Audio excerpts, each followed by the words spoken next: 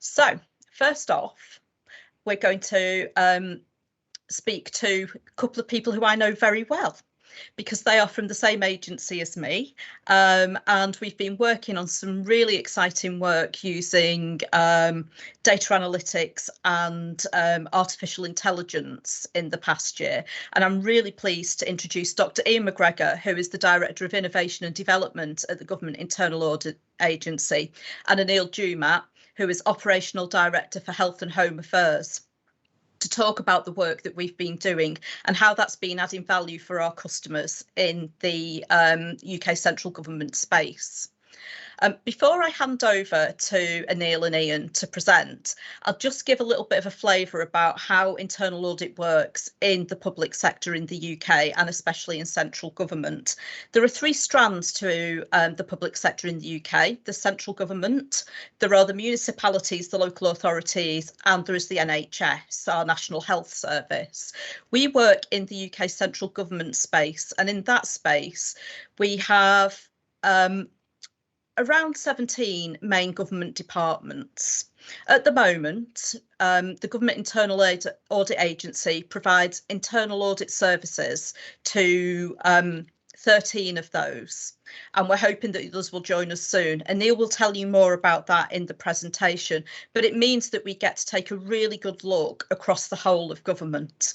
I'm not going to say any more and spoil the fun. I'm going to hand over to Ian and to Anil, and they will talk to you about some of the new risks and challenges that we're finding that we're facing in the UK. Over to you. Thank you, Jo, for that introduction. Good afternoon, everyone. A very warm welcome to everyone across Europe. I hope everyone is good and well and safe. My name's Anil Jumat. I'm one of the operational directors at the Government Internal Audit Agency, and I'm joined here today with my colleague Ian McGregor, who's the Director of Innovation and Development. And today we'll be covering two things, talking about our work on providing cross-government insights and how technology, more importantly, is enabling us to be more effective. So just a bit about the Government Internal Audit Agency. We were created in 2015 as a result of a financial management review that was conducted by the UK Finance Ministry. And over the 3 years following that, we consolidated a number of internal audit functions across the main departments. At any given time, we have approximately 130 customers, ranging from some huge ministries such as Work and Pensions and other non-ministerial departments such as the National Crime Agency and Land Registry, and a number of what we call arm's length bodies that are linked to those main departments. We now have agreement in principle with the large remaining departments that we don't cover to join us, hopefully, over the coming years. Nothing is settled as of yet, but we're hoping to complete the job shortly. And just one thing to note, we don't cover the audit teams for the devolved administrations, which are the Northern Ireland, Scotland and Wales, but we do work closely with them as part of our work as the Internal Audit Leadership Group. So let me explain a bit more about the whole of government and the unique position the Government Internal Audit Agency is in. Given our breadth of customer base, we're able to reach across all of central government, and it allows us to take a cross-government view of the work. And so we're not restricted by the way of having a siloed view of one organisation or one customer or department. It allows us to take a high-level kind of umbrella helicopter view of issues around governance, risk management and control, and report back on that. And what we're doing today is discussing with you that bigger picture. We undertake cross-government audit work, given our unique position, and we use that to develop insight reports, usually around a thematic area. We produced a number of those reports, I think 35 to count as we speak, and they range from a wide variety of topics, be it risk management, business continuity, diversity and inclusion, and culture. And I think the great thing to say is our insights are increasingly being sought after by our customer base, because they add value in a way that they wouldn't get with a siloed approach. What I'll do now is hand you over to Ian, who will explain a bit more about how we've invested in technology to help support us in generating those insights. Over to you, Ian. Yes, thank you, Neil, and good afternoon, everyone. If we go on to the next slide, please. Yes, so what we've done each year, we have annual opinions. That looks over all the audit plans that we did for our customers and then draws together an overall opinion. And normally we would produce well over 100 of these annual opinions, and we do a review of the annual opinions to summarise those. In the past, what we've done is we've used manual methods, where basically that meant some of our experienced staff sat down, read the reports and drew out the conclusions, which we then went into summary. But because of the effort required, it would probably be, we'd look at 10 to 15% of the total number of documents that we could have analysed.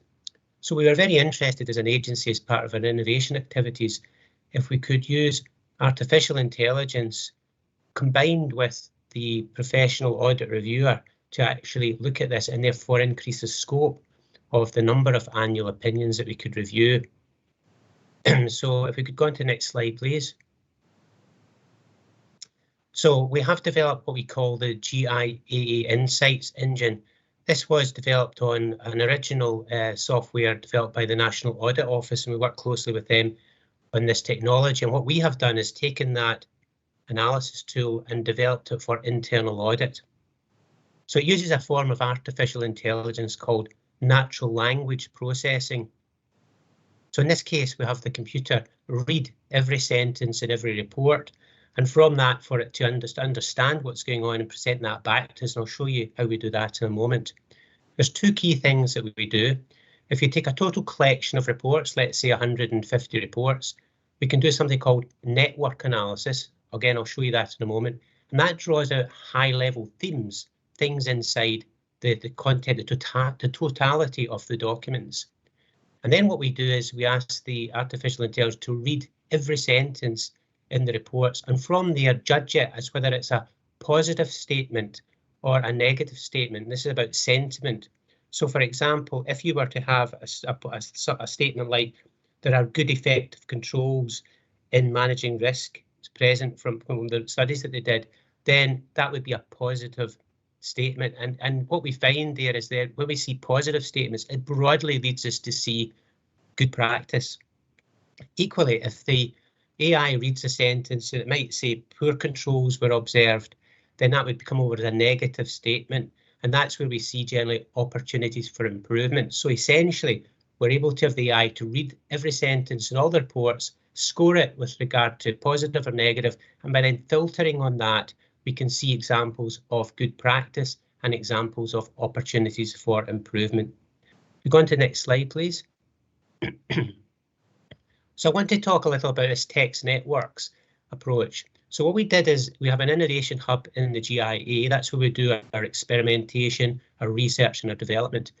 And we looked at social media, and when in social media you have a collection of people and they're in a network. And if you analyse the streams, perhaps like the post on Twitter or Facebook, anything on the social media, you can start to see patterns in the groupings and the clustering of interest areas. So for example, if you looked at 100 people, by analysing their Twitter streams, you could start to see those people that were interested in sport, or those people that were interested in art or photography. And indeed, you can break sport down into football versus golf or versus tennis by analysing that data. So we said, OK, could we take our audit reports and in this case, our annual opinions, read those and use the same analysis techniques to see themes and trends. So if you press next on the slide, please. So if you say that's the example on the right here is consider each dot there as a document containing text, written text.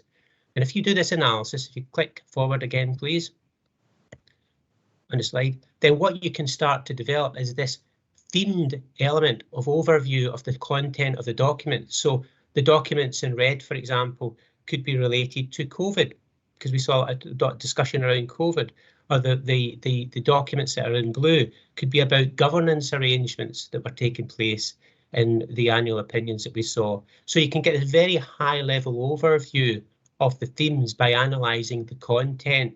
And it also enables us to identify key documents That's the key documents in this collection of documents. If you just read those 1 or 2 documents, you can get an overview of the totality of what's going on inside the total collection of documents. And think about that in social media as social media influencers. By understanding what the influencers are saying, you can understand what's going on in the totality of the people network. And hence the idea here about key documents in our audit text collection. So if we click the next slide, please. This is an example of one of the text networks we've done for well over 100 documents, looking at governance inside the civil service. And you can see clearly they've got groupings of documents that you can start to see, and that allows us then to analyse in detail, cluster by cluster, what's inside those documents. So I'm now going to show you how we do that using our insights tool and also using sentiment analysis. So if we click next, please. So we're now going to see a video of the Insights engine in action. This is an application that we have developed. If you click next, please, the video should play. Okay, so here is the application. On the right, you have all the paragraphs from all the documents. There's over 15,000 documents, I think, here. And on the left, there's various filters that we can use to analyse the data. So we're going to now see what happens when we filter, for example, on the cluster. So that's called modularity. So if we select 2, that'd be cluster 2. And now we have all the paragraphs that were related inside that cluster. And what we'd like to see is, well, what was the content of that? And this is where we use natural language processing. It's processing that selection of paragraphs, identifying the keywords, identifying the key 2-word phrases, and also the most common 3-word phrases. So in this case, it's Risk Assurance Committee. So we can then put into the searching tool here, Risk Assurance Committee. I think that's what it is. And then you can start to see the paragraphs essentially that have that particular phrase in that there.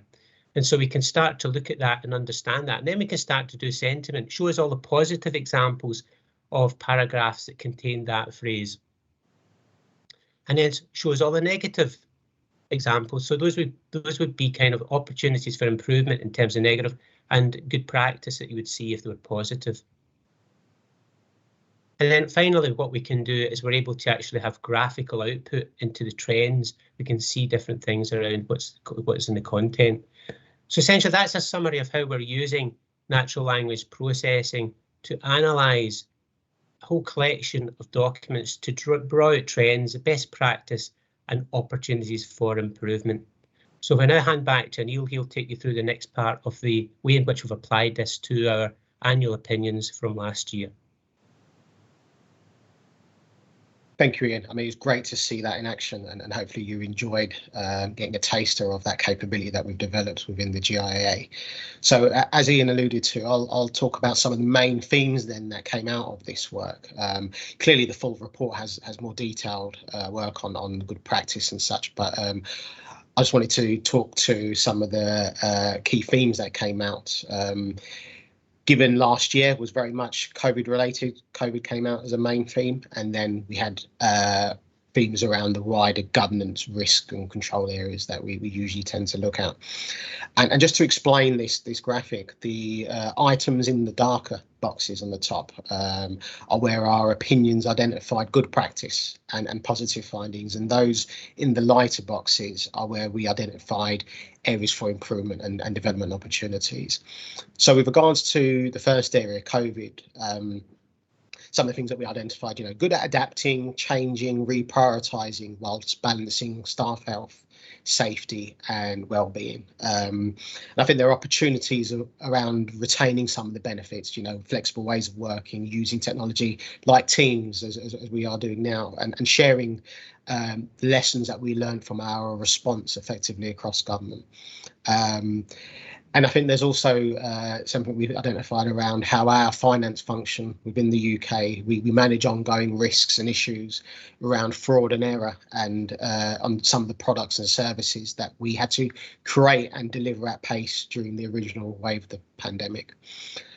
And then secondly, on some of the wider issues, We're seeing more challenge and support for management from our non-executive directors and our people, and better alignment to some of the functional standards we have, the self-assessments and lessons learned exercises. So again, some real positives we picked up. And across government, what we did find, however, were the need to do more by the way of stewardship and governance of arm's length bodies, so those smaller organisations that are linked to major departments, address where there are capability and resourcing gaps.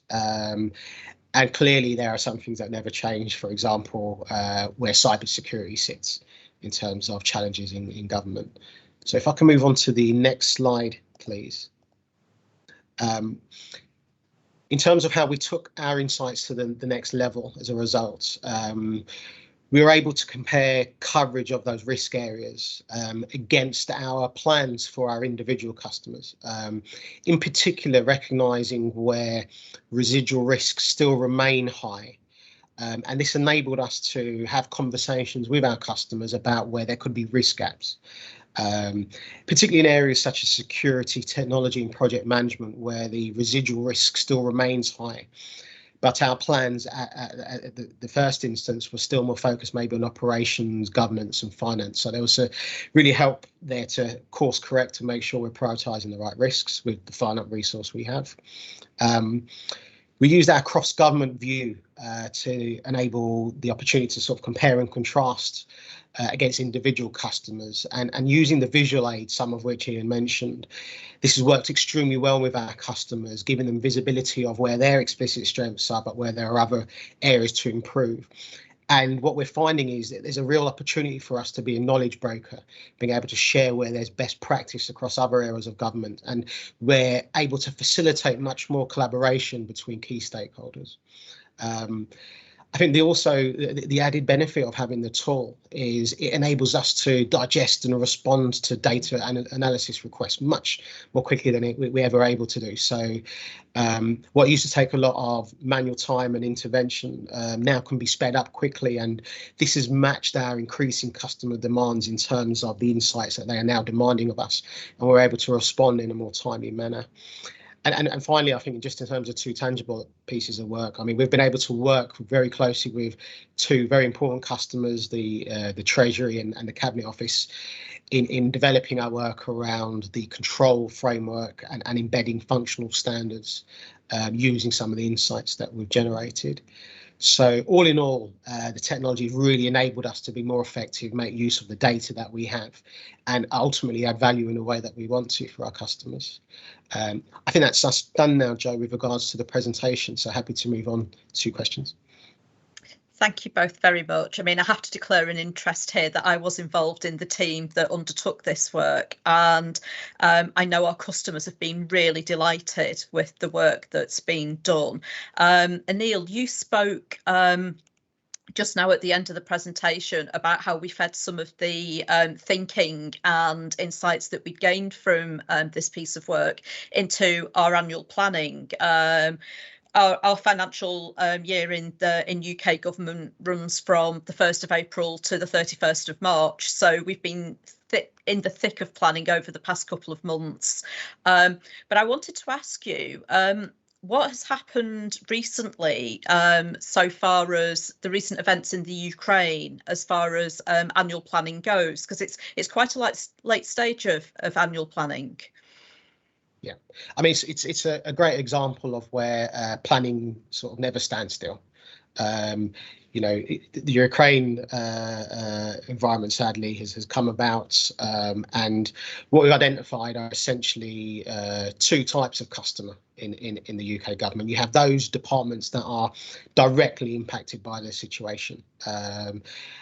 So, for example, those that are helping in terms of the refugee support, in terms of the financial aid, etc. So what we've done in that situation is clearly review our audit plans and focus on those areas that will add value whilst avoiding disruption to key operations, whilst they're obviously prioritising their efforts.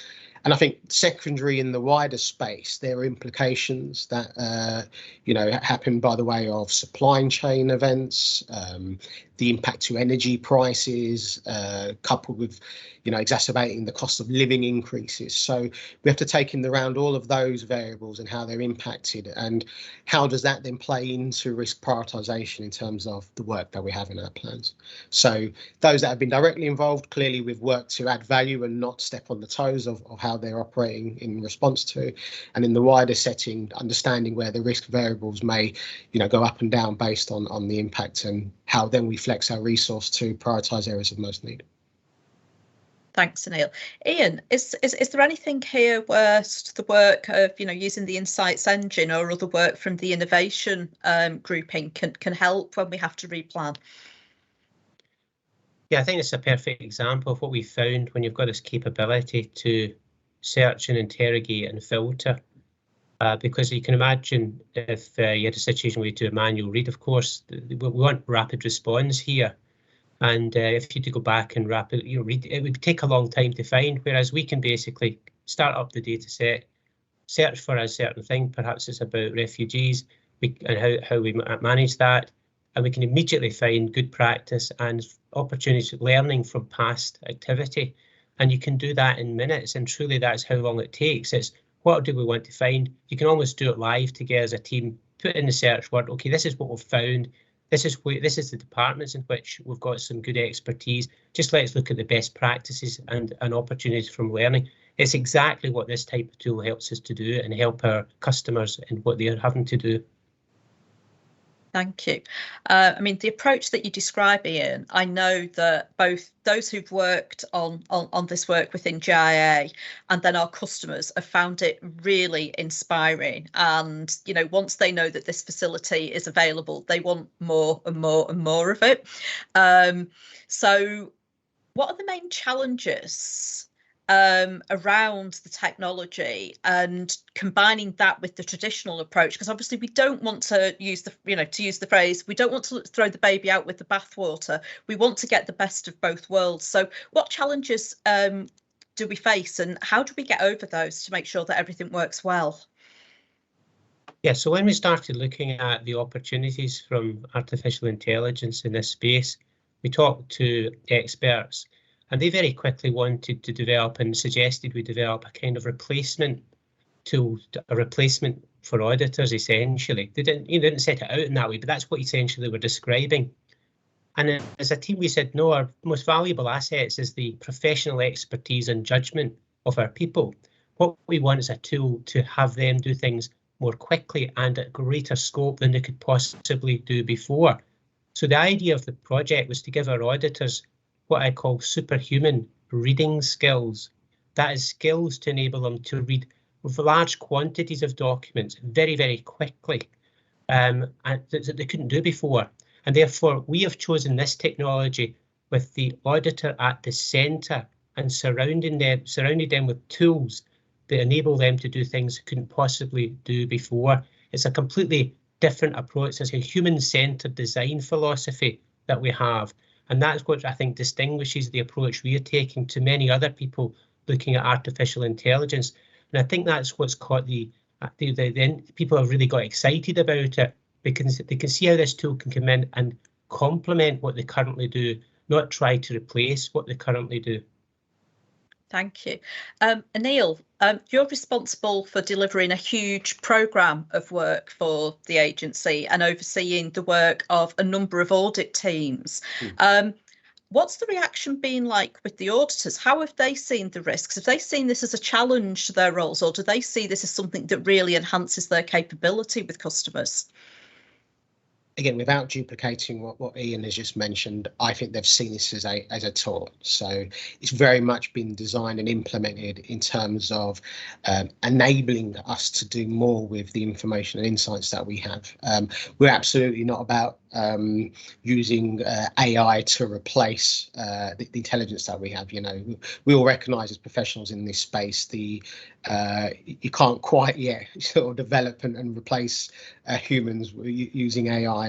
Who knows what the next few sort of decades may play out. But I think for the here and now, absolutely, it's a tool.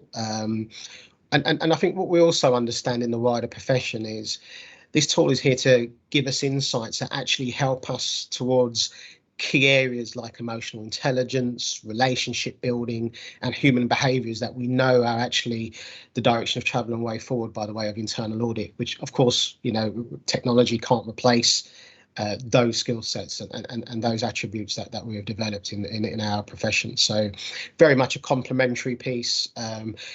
I mean, we mentioned also the visuals behind this, as well as digesting the information. It's how you then use the information and present it to best effect. And technology clearly has helped in that regard.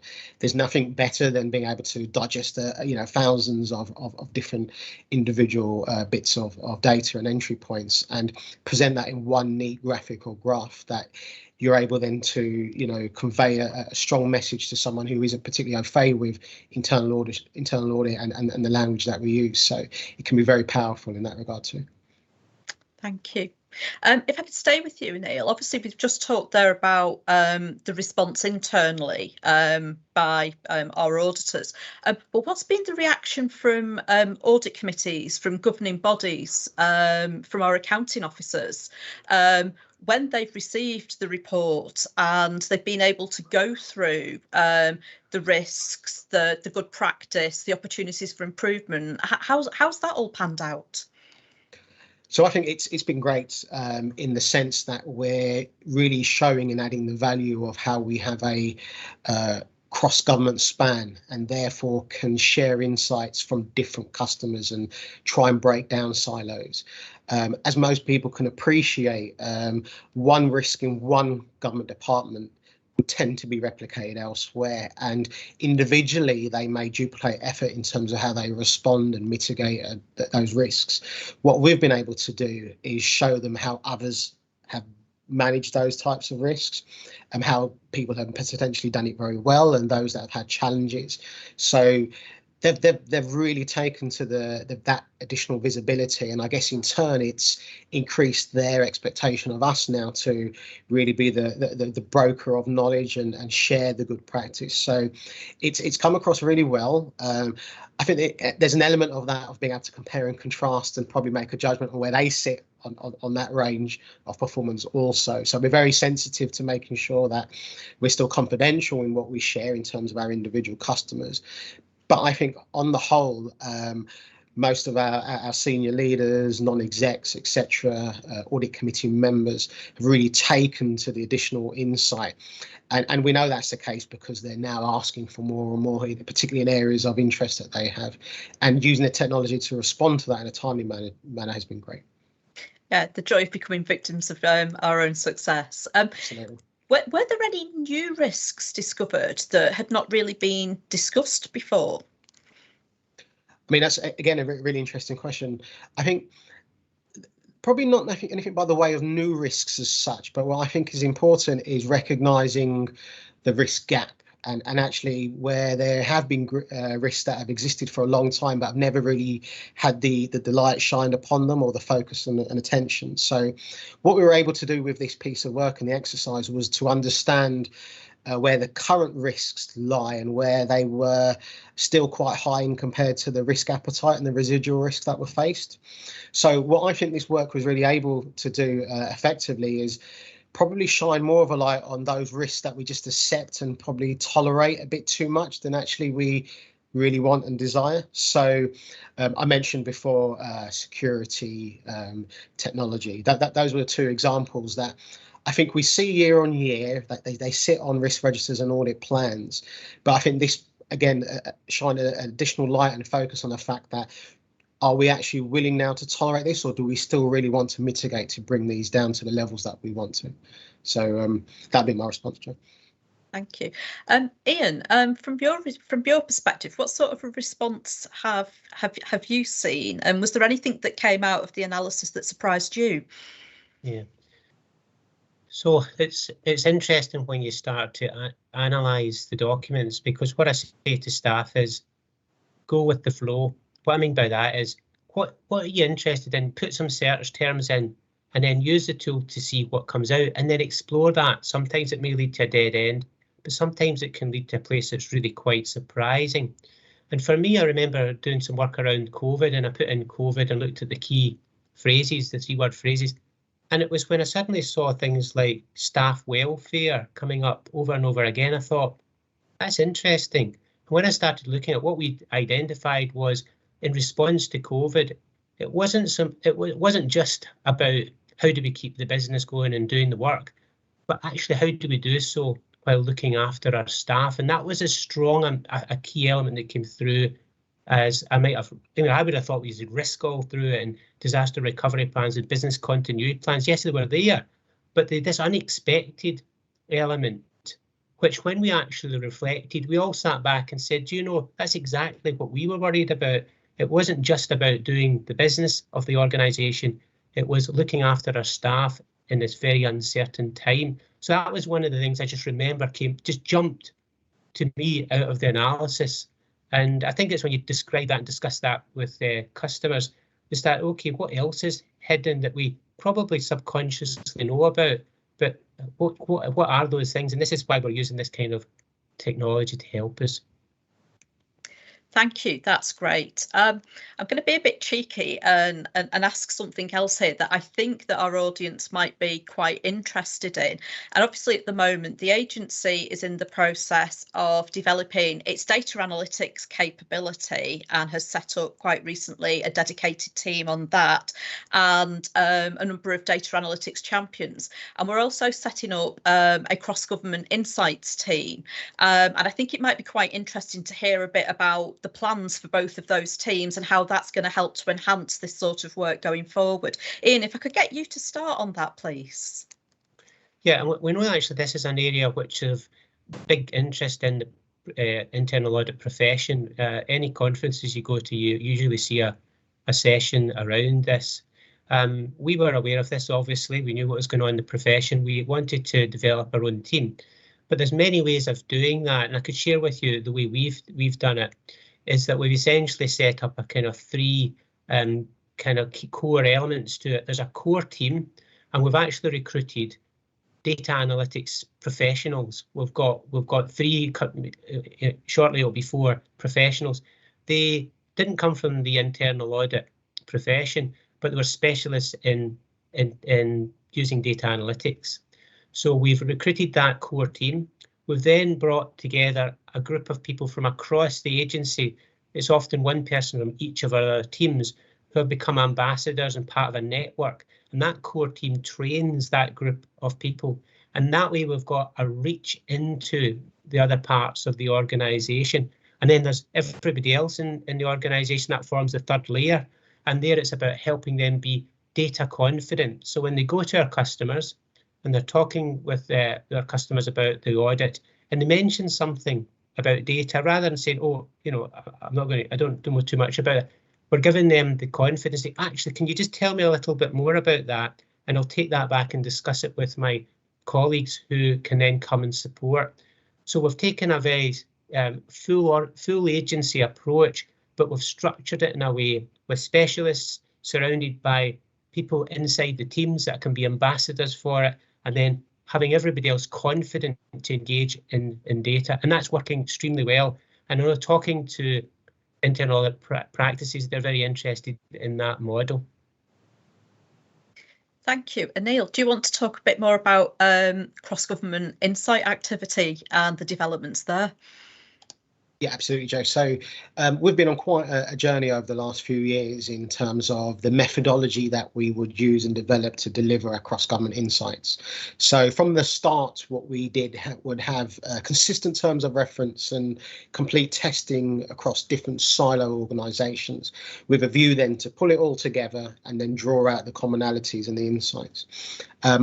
I guess over time, what we realised, though, was that we were missing the opportunity to have the same teams and staff involved in that work across multiple sites, hence the creation of this central insights team. So the view now is to have the central insights team, who will still be complemented by staff in the wider GIAA, as well as the specialisms and some of our commercial partners, but having that core who can go to each customer base, compare and contrast as they are auditing, be more agile in terms of how they identify some of the themes emerging, the issues arising, some of their audit findings, and then present in a more holistic way.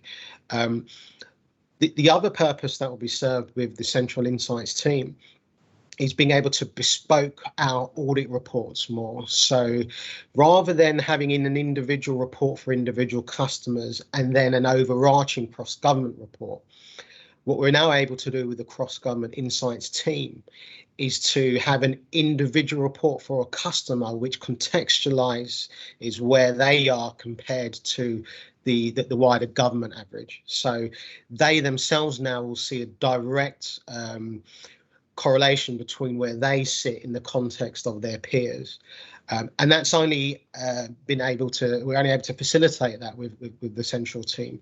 I think what this also does is help us with so some of the team are on our trainee program, some of the team are secondments from elsewhere within the GIAA, and it just helps us enrich and learn and really provide the L&D perspective as well in terms of the different sites and areas that those in the team will cover. So there's a lot of added value by setting ourselves up in that way, and it's an area that we're probably looking to expand and increase in terms of our overarching methodology with the GIAA going forward, particularly as we expand into bigger customer bases. That's great, thank you very much. I'm going to open things up now and see what questions we've had in from the audience. I know from previous experience that certainly when they see demonstrations, we get some really interesting questions on the AI. So if we start at the top with a question, based on your experience with AI, in which other areas of auditing would you recommend it be used? Ian, I'm going to start with you. Yeah, thank you. It's very interesting because what someone I was talking to was saying about, could we use this in the evaluation of projects and program management governance?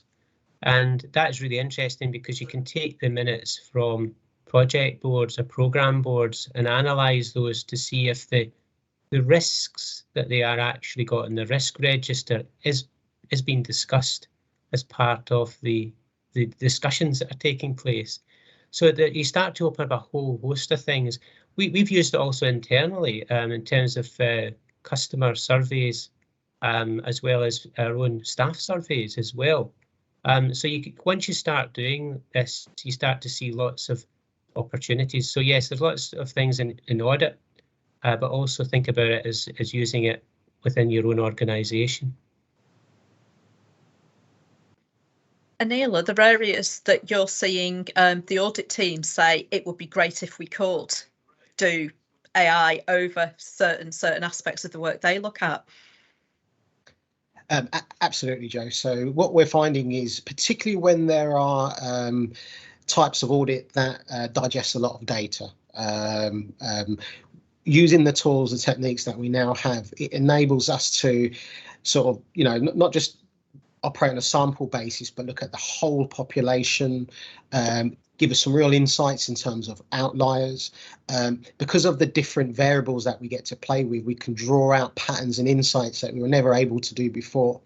And our customers, most importantly, really like and get the added value of that, because we're actually telling them stuff that they don't already know, and presenting it in a way that they can digest and understand. So, I mean, what's really powerful is we've had examples whereby some of our customers have seen us use this technology and then have asked us to help them implement some of that insights work themselves, which I think is a real testament to the added value that we have.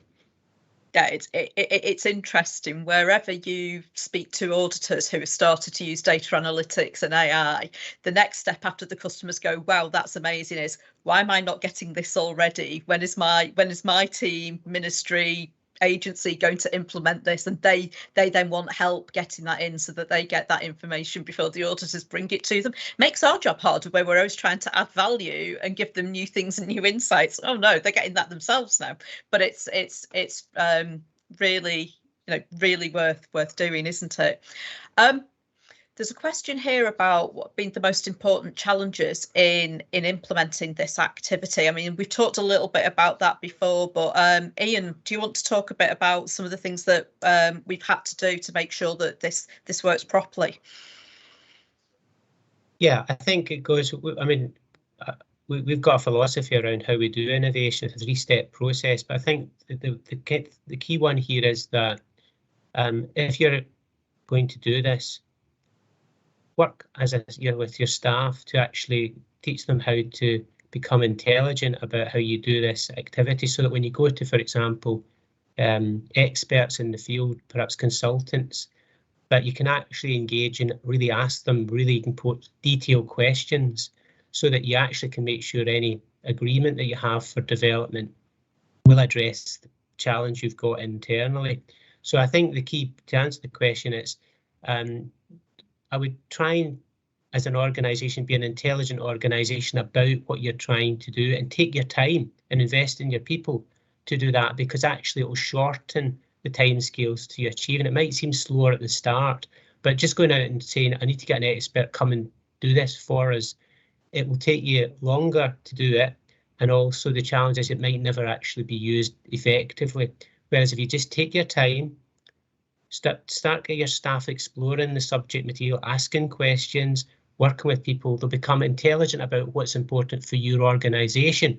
And then if you employ the service of a consultant, the consultant will be happy because you'll be very specific about what you do. And once the consultant has delivered that and left, you've got staff that can actually use it effectively. So my philosophy is invest in your people and train them in this space as you start out on the journey.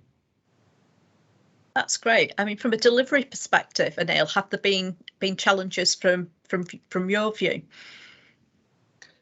So, I mean, the challenge, I think, with some of our cross-government work and is really around making sure we coordinate it in a way that we can provide insight in a timely manner. The challenge you have is when you're trying to garner insights from individual customers to then pull together, collate and feedback, is to make sure that obviously that's all coordinated within the same time scale. We cannot afford to wait too long to, you know, when one customer completes a piece of work early in the year and then having to wait a long time for another customer to perhaps do that later in the year. The challenge for us is to make sure that we're coordinated and that the work happens in a timely fashion, so that they recognise as soon as their individual piece of work is concluded, they get to see the wider cross-government insight not too soon after. There's an interesting sort of question there about some of the perhaps negative responses that may come by the way of customers. I mean, we never get negative customer feedback to as internal audit, but I mean, I think what's really powerful is the way that we approach and report on this is, yes, you may have identified weakness. However, in addition to that, here is what good looks like. Here is what we're seeing in terms of other customers who have done this well. And because we report in that way, so not just shining a light on where individuals have not performed particularly well, but also explaining here's however where we've seen others do it well. I think they've really embraced that, and we know that's the case because they now, by the way, our customers sign up to this explicit cross-government work each time we come to planning, on the basis of knowing that they will get the added value of where best practice looks like against some of the thematics that we work on.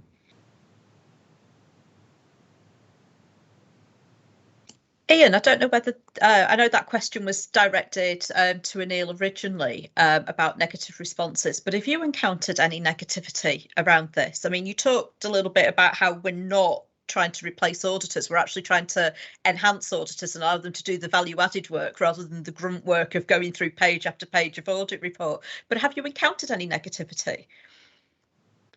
No, it's funny because when we've trained people to use that with their staff, we were having a session on it, and one of the people who had used it said that actually they said, I showed this to our team and the first reaction was wow. And for me, you know, as part of the team developing it, it was incredibly great to hear that feedback. But I think that just sums it up. I think it goes to the fact that we have taken a strategy of putting the people at the centre of this. And I think that's why it works. If we had done something And I think that's what the question perhaps is referring to earlier as well. If we take the approach that actually this is to replace you, to free you up, the reaction would have been really rather different. And from a customer point of view, if we did that, the internal audit's a people-to-people type of activity. And it's the idea that when our customer's sitting down, they're looking at something created by a person, an individual, a professional auditor. But it's nice to know that they've been able to do things at scale and at speed because of technology. That's, to me, the important thing. This is about helping our auditors do things that they couldn't do as easily before. And that's why I think we've had overwhelming positive response, because of the human-centred, people-centred design philosophy that we've taken as an agency to adopt this technology. Brilliant. I know we did have a question that came up about, who is the author of the information that we're interrogating. It's probably worth us saying that actually we can go over an awful lot of information authored by many people. I mean, a lot of what we look at is written by our auditors, because it's audit reports, it's annual reports and opinions. But as you said, you can look at information from project boards, project management officers, portfolio officers. There's a really wide array. Are there any conditions that you need that are that are sort of best practice in trying to go over information, Ian? Yeah, I think the challenge for the artificial intelligence is the auditors are very good at perhaps softening the message. Rather than saying the controls are poor, we'll soften that. We understand why. There's an emotional intelligence aspect to giving feedback, and the sort of sentiment analysis can struggle a little with that. But it's interesting. It's accurate enough that we can use it to filter effectively. So if we were perhaps more direct, it would help the AI, but it probably wouldn't help the relationship with the customer. So it's entirely understandable why we've got that. But the technology can deal with it as long as you're not expecting 100% accuracy. And that's, again, a key element of the GIAA approach. We don't need 100% accuracy because the professional auditor is always at the centre there. That's great. We're virtually at the end of our time now. I hope that people have found the session really inspiring and some thought about what you might be able to do. And it's probably worth saying that even in Ian showed us some wonderful stuff here, but even in Excel, when you start to think about what you might be able to do from a basic data analysis perspective, there's quite a bit you can do and quite a bit of value that you can drive out there. So it's worth having a play and having a go at these things. I will at this point put in a bit of a plug for the platform that we're coming out to you on today. There is the opportunity to make contact with other members of the audience and other speakers from a variety of sessions. I know that the AI aspect of things often gets a lot of interest and talk. You can connect, you can ask if you can have, sort of a separate chat with participants. So, if you've been inspired by anything you've heard today, whether it's been on the integrated reporting this morning or the subjects this afternoon, do look up the speakers. So, they're always willing to share their knowledge and advice on doing these things. And really interesting, again, we were talking a lot this morning about collaboration between the internal audit and the external audit functions. And here's another example where we started this work on the back of something that our SAI, the National Audit Office, had done. And now I know, Ian, you're regularly sharing, aren't you, with the NAO, and it's a virtuous circle of improvement. Okay, thank you very much. I will let you go. That's been a really fabulous session. Thank you for sharing with us. And I'm sure you'll have more to tell us about in the near future. Thank you very much, everyone. Great. Thank you, folks. Goodbye.